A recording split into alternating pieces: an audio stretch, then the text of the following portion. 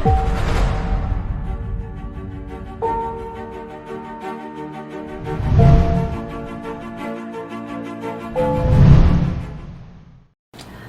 everyone, my name is Anjoe. Thank you so much for TEDxUTM for the invite. I'm so pleased to be here today.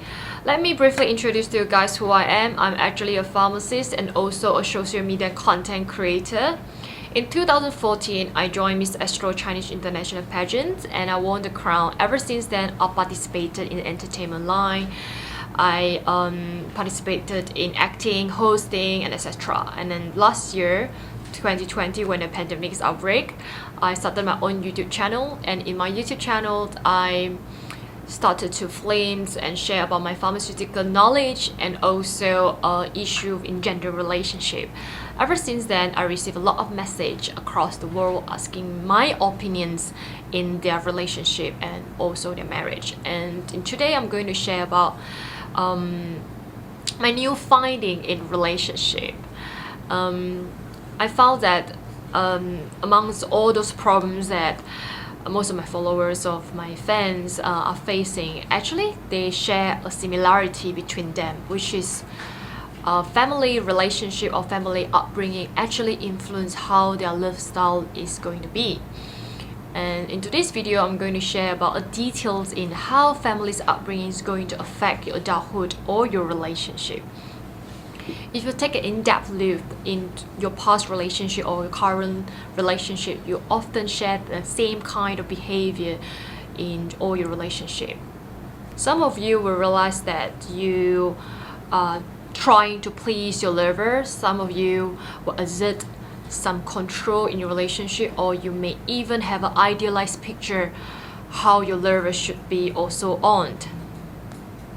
For better and for worse, there's a lots of studies shows that family relationship or family upbringings actually play a central role in shaping how an individual's well-being across the life course.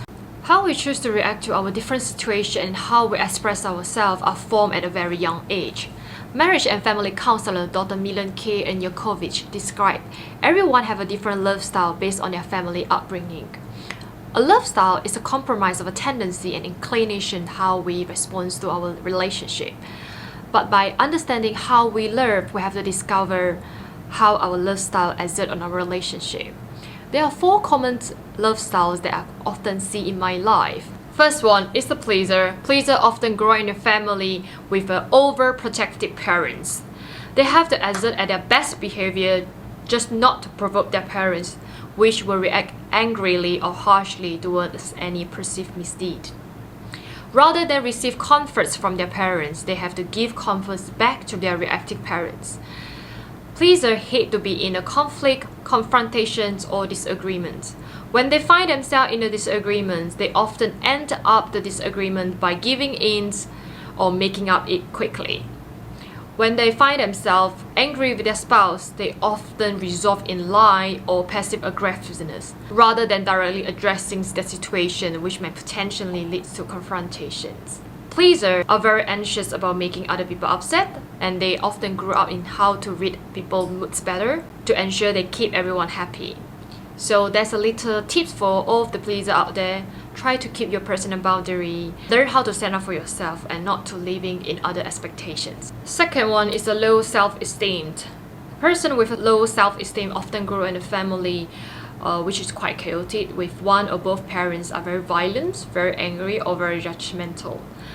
They have a difficulty in affecting change with others and also in accepting their own competence because their family just purely very judgmental.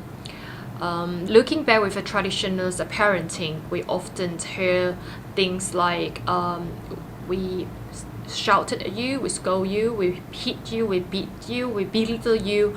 It's because we love you. And if not, who will love you better? If you often grow up in this type of a family culture or parenting, you are often very low self-esteem because whatever you do, you feel like you are not good enough. And those people often end up with a controller who have the same behavior the victim had to deal with when they're growing up. No matter how successful they are, when they grow up, they will pick their own faults, just like how their parents used to do with them. and they often have the constant feeling that they are not good enough and they are incompetent in comparison to others. In order to build stable, healthy relationship, you have to believe in yourself, you have to stand up for yourself, and not letting your parents or your partner to manipulate you. The third one, controller. Controller often grow in a family with lack of protections or tensions from the parents. With a constant lack of tensions or protections from their parents, they having one of the mindset where in order to survive is to toughen up. So the controller feel vulnerable if you take away their control, and they will get angry very easily if there's a deviation from their usual way of doing things. Controller often emphasize in equality or respect when it comes to adulthood. When things doesn't go his way of doing things, they often blow up. So there's a little tips for the controller. You have to learn to having trust in other people and have to learn to let go of the things that you think other people cannot handle. So controller have to learn to respect others and have to learn to relax. So the final one, sentimental vacillator. Okay, how can I describe this type of person? They are quite emotional. So vacillator often grow in a family where they understand they never their top priorities for their parents, which end up they wanting more of the attention from the parents. Due to the consistent lack of attention from their parents, they show a high sensitivity towards connections and rejections, which end up in deep fear of abandonment. So when vacillator go into a relationship, they dedicated most of the time to their spouse because they think that they finally find an ideal lover. So as the time progresses, their spouse will end up feeling suffocated because they cannot living in the ideal picture of vacillator minds.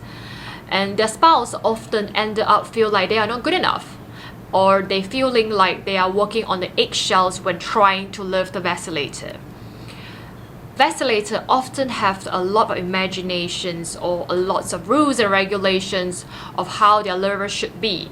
And when their lover did not meet the standard, they will be very angry, they will be very sad, and it deemed that all those characters that the spouse is actually possessed are not loving them enough.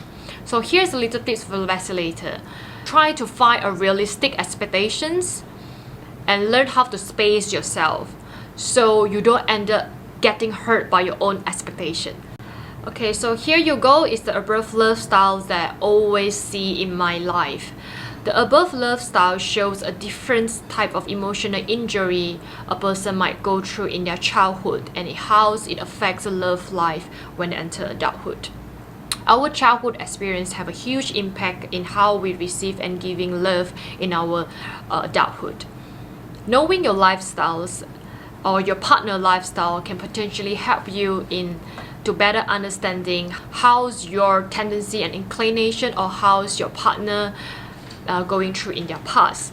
Regardless of any kind of lifestyle that you are having or your lover are having right now, we should aspire to be a secure connector. Secure connector is a very ideal kind of lifestyle where they are so comfortable in receiving and giving love to others.